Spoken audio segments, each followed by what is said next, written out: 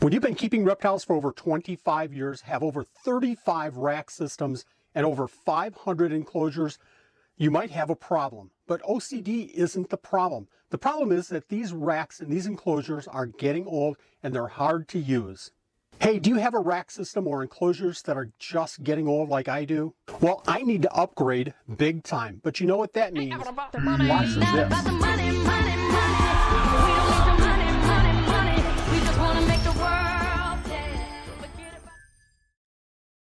For our Supreme Gecko business, I had 3 goals for 2024. More profits, less costs, and simplify. I need a way somehow to make things a lot easier in our facility. That means less 12-hour days. And that also means being able to take care of the animals better. That means that I can spend more time looking at the animals, caring for the animals, and maintaining the animals. At the end of 2023, the one thing that I realized that was costing me so much time and energy in taking care of these animals was working with old enclosures. I needed to upgrade several rack systems. Out came the measuring tape, Google Sheets was open, and I started the plans looking at how to upgrade 3 different rack systems. Oh, and a side benefit to all of this is I might be able to fit in more enclosures. Well, we'll see as we get along with this video if I could do that or not. Also, being at the end of the year and doing our 2023 taxes and working on our incomes and expenses, I knew I had a tax problem. I needed to find some immediate way to decrease our taxable income for 2023. Well, buying reptile enclosures would certainly increase our costs for 2023 and help me in that matter, right? Let's talk about the 3 worst offending rack systems I have in our facility. And while I do that, I'm going to set up some of these fruit fly cultures. The first rack is 10 15-gallon aquariums. Their dimensions, 24 inches by 12 inches by 14 inches. Our son Tim actually raised hedgehogs in these enclosures when he was a kid. The problem is that these are very hard to work with top opening screens. Another problem is it's really hard to take pictures from above of the animals. And it's hard to manage the animals and retrieve eggs. And I cannot tell you how hard it is to keep the 4 glass sides clean. And this rack takes up a lot of space in our facility for 10 tanks. The next offending rack is in our hallway and it contains 3-gallon cubes. These are 8 by 8 by 8 cube aquariums, glass of course. There's 6 of these enclosures. I love their size of 8 inches by 8 inches by 8 inches. But I really despise how hard these are to manage both the enclosures and the geckos. And this shelf is terrible for space management. Let's move on to the third problem child, and I'll call that the 5-gallon stand. On this stand, there's 12 enclosures. Their dimensions are 16 inches by 8 inches by 10 inches. This was meant to hold small geckos like scorpion tails, pachydaktylus, and hemidactylus. It never really worked out. It was just too hard to maintain small enclosures with these top opening screens. And I tell you what, those bottom tanks are so difficult to work with. It all comes down to just how difficult these tanks are to work with and how difficult it is to maintain those animals. I just couldn't stand working with these 3 systems. Simplify equals maintain easier, quicker, and more often, right? Let's go ahead and take a look at what I came up with. For the 15 rack space, I have 72 inches wide to work with. That's 4 18-inch wide enclosures. I'm going to keep all new enclosures at 12 inches high. This is for small geckos and they don't need much height. To keep the bottom enclosures a bit off the ground, yes, I'm getting older and working with enclosures on the floor is really a pain in the ass. And the top enclosure is not too high. This gives me 4 rows of 12 inches high enclosures. The space, considering aisle width, allows 24 inches from the built-in bar. Our final measurement for one enclosure is 24 inches by 18 by 12 inches. 6 more inches of floor space than the 15s. That's a win. And doing the math, I can get 4 enclosures per row and 4 rows. 16 enclosures instead of the 10 15-gallon enclosures. I call that a win. Winner, winner, mealworm dinner. And I shall call this stand Mini Me. On to the 3-gallon cubes. I only have 54 inches of width to work with these. Same height as the 15-gallon rack, but width, hallway, remember, and I only have 18 inches. I know, lose some weight and you could add a few more inches to the enclosures. This works out to be 3 enclosures per row, 4 rows again. Each enclosure size will be 18 inches by 18 inches by 12. Way more space than the 8" by 8" cubes that I was working with before. And I get 12 enclosures. Double what I had before. And for that 5-gallon rack, I have 36 inches of width to work with. I also have the same height basically as the other 2 racks. I really want more enclosure floor space for the geckos than that 5-gallon 18 inches by 8 inches. So let's go with only 2 enclosures per row of 18 by 12 inches. Much more room. And again, we'll go 4 rows high for 8 enclosures. So those of you a step ahead of the game right now and doing the math, figuring this out, this is the same number of enclosures as before. But I really couldn't use the bottom 4 with the old rack. And with those 8 new enclosures, I'll have way more floor space. Because if you haven't noticed, I'm winning. Now the hard part. These enclosures are all custom sized and I needed to find somebody that will build them for me. There's a lot of different options out there, and of course, money is a huge consideration. If you consider the number of enclosures I need, 36, the large and custom size of some of them, and the shipping costs, I could be looking at $6,000 to $8,000. Ouch. But here's where I really won the game.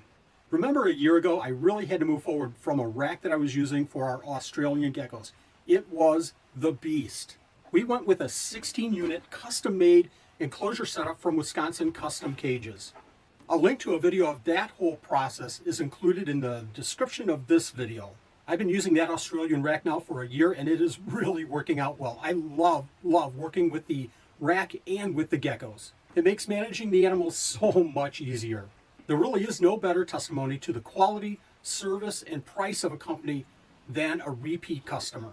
I contacted Cody Wilson from Wisconsin Custom Cages, gave him my design, talked through the needs and requirements that I had for these 3 racks, and within a week he came back with a price estimate for me. Money was sent and my 2023 taxes couldn't be happier.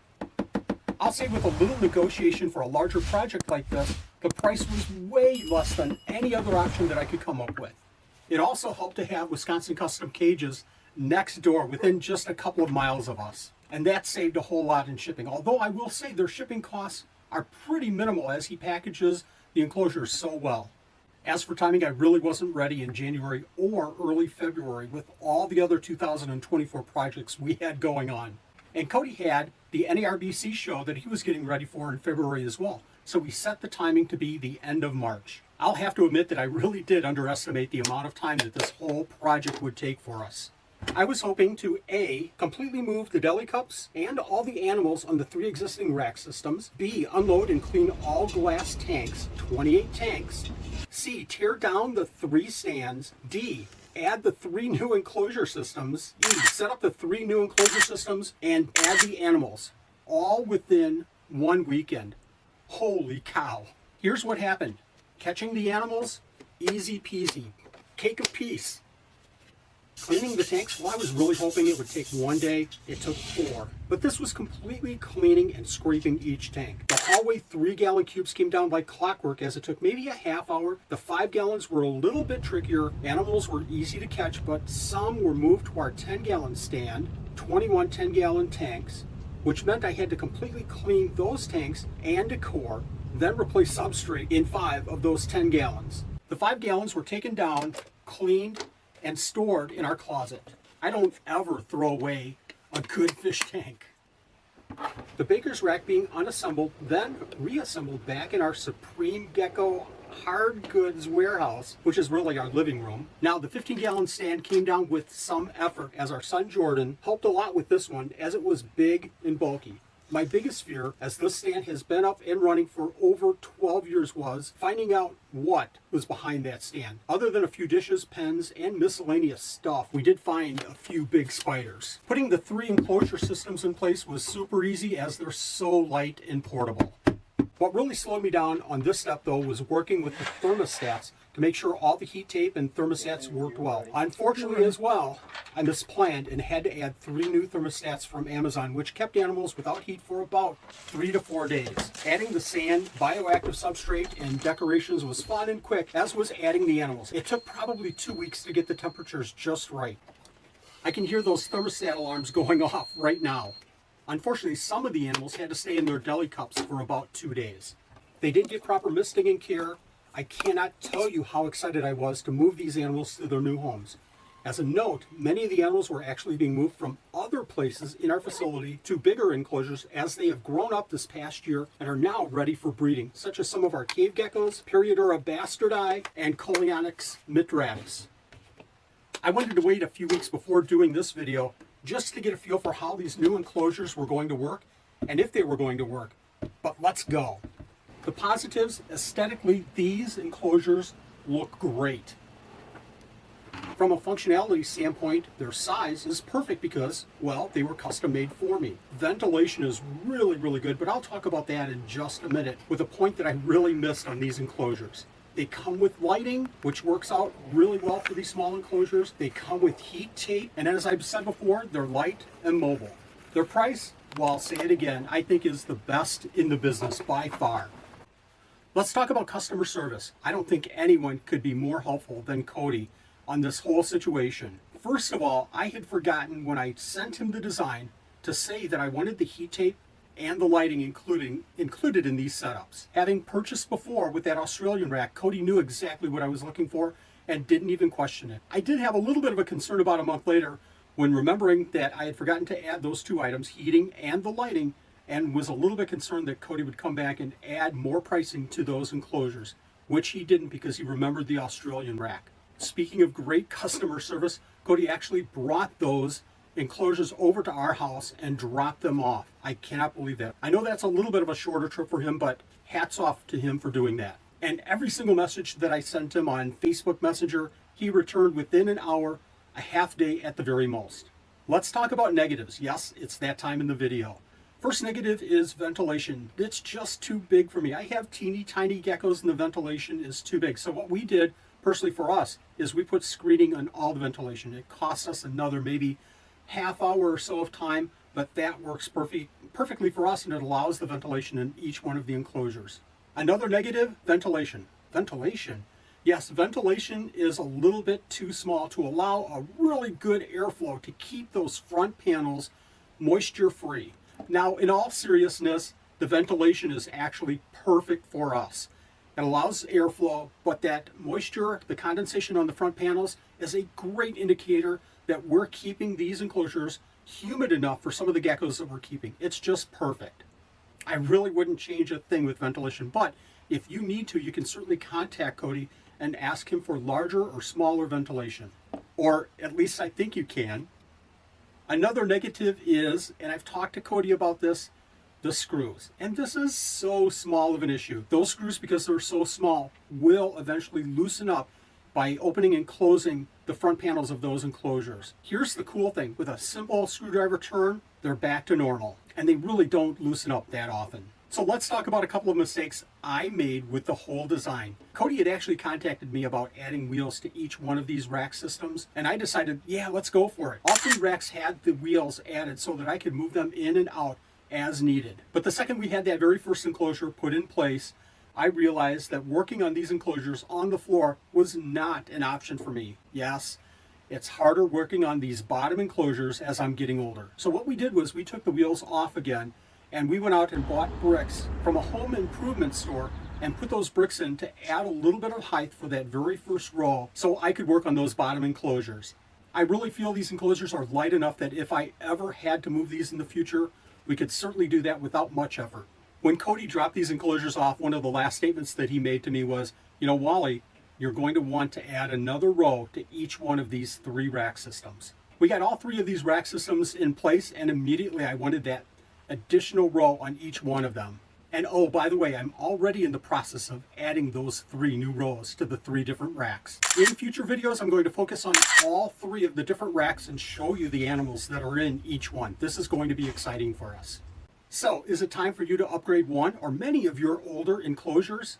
I'm going to go ahead and make this unsponsored comment right now that I am extremely happy with all 4 of these rack systems. I really would reorder in a heartbeat. And I can't wait to show you all of these different rack systems in more detail along with the animals. While you're waiting for that, you can watch this video right here on what we went through to build and bring in that Australian beast rack system from Wisconsin Custom Cages.